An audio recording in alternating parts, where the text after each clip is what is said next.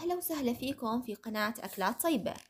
بتمنى وصفة اليوم تعجبكم وتشتركوا بقناتي حتى توصلكم كل وصفاتي.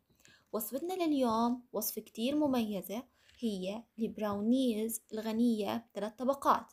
طبقة البراونيز الغنية بالشوكولاتة، طبقات المارشميلو الملون اللي كتير لذيذة، وآخر طبقة هي طبقة الشوكولاتة الغنية بزبدة الفول السوداني. والرايس كريسبي اللي رح يعطيها إضافة جدا مميزة. هذه الوصفة بتناسب المبتدئين، ناجحة 100% من أول مرة، ممكن تعملوها بأي مناسبة حابينها. هلأ رح تلاقوا المقادير وطريقة التحضير في صندوق الوصف. وهلأ خلونا نبدأ بالوصفة. عشان نعمل الطبقة الأولى من البراونيز بدنا 186 جرام شوكولاتة، 100 جرام زبدة أو إصبع زبدة بدرجة حرارة الغرفة، 1 كوب سكر أو 85 جرام، 3 بيض، ربع كوب كاكاو أو 35 جرام، نص كوب طحين زائد 2 ملعقة كبيرة من الطحين أو ما يعادل 97 جرام، 1 ملعقة صغيرة بيكنج باودر، رشة ملح، و1 ملعقة صغيرة فانيلا. هلأ الطحين بنسميه طحين أو دقيق، هم اتنين نفس الشي. هلأ طريقة تحضير البراونيز. أول شي على حمام ماء دافئ بنحط الشوكولاتة والزبدة لحديت ما تسيح الشوكولاتة. بدنا ننتبه إنه الشوكولاتة ما بدنا إياها تخرز. هلأ الشوكولاتة بتخرز بالعادة إذا كانت المي اللي تحتيها كتير مغلية، أو إذا لمست الصحن اللي إحنا حاطين فيه سطح الماء، هيك هي بتخرز. هلأ بإمكانكم إنكم تستبدلوا أي نوع شوكولاتة أنتم بتحبوه، شوكولاتة بالحليب، شوكولاتة خام، شوكولاتة دارك، أي نوع أنتم بتحبوه. أهم شي ضلكم تحركوا تحريك مستمر عشان تتأكدوا إنه الشوكولاتة ساحت.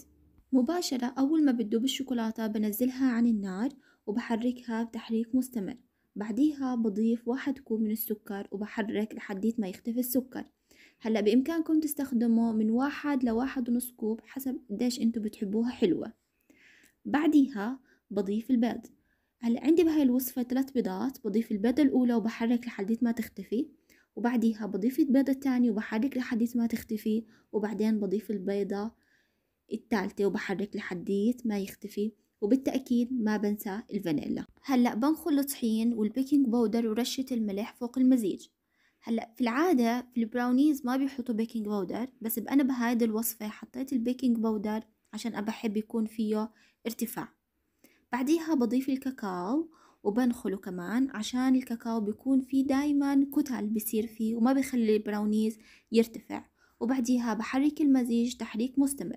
هلأ كل ما بحرك بلاحظ انه المزيج صار اثقل وسماكته صارت اكتر، وهذا الاشي طبيعي في البراونيز، عادي ما في اي مشاكل. هلأ خليط البراونيز صار جاهز، بجيب السباتولا وبحرك البراونيز، بتأكد انه المكونات كلها اختلطت مع بعض. اللي بيميز البراونيز انه بيكون اسمك من الكيك. بجيب صينية فرن حجمها 20 سنتيمتر ب20 سنتيمتر، بكون دهنها بالزبدة وعليها ورق الزبدة، بساوي سطح البراونيز وبتأكد انه السطح مستوي. بدخلها على فرن حرارة 180.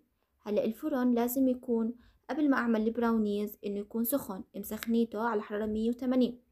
هلأ بالبراونيز اذا ما سخنت الفرن ما راح يرتفع، فلازم اكون متأكدة. طلع البراونيز من الفرن، انا خبزته على فرن حرارة 180 لمدة 35 دقيقة.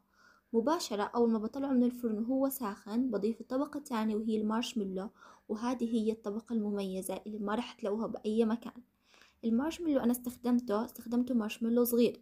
هلا الفكرة بالمارشميلو صغير انه بدوب وبسيح اكتر، وبعديها برجعها على الفرن 5 دقايق 10 دقائق. هلا الفكرة فيه انه انا بس بدي المارشميلو يمسك مع بعضه ويدوب على البراونيز، ما بدي لا لونه يتغير ولا بدي اياه يدوب كامل، بس بدي اياه يمسك على البراونيز. الطبقة الثالثة هي طبقة الشوكولاتة. المكونات 100 جرام كريمة سائلة، 100 جرام شوكولاتة، 50 جرام زبدة فول سوداني، نص كوب رايس كريسبي أو ما يعادل 25 جرام. هلأ في كسرولة على النار هادئة لازم تكون، بحط الكريمة السائلة وبضيف عليها الشوكولاتة.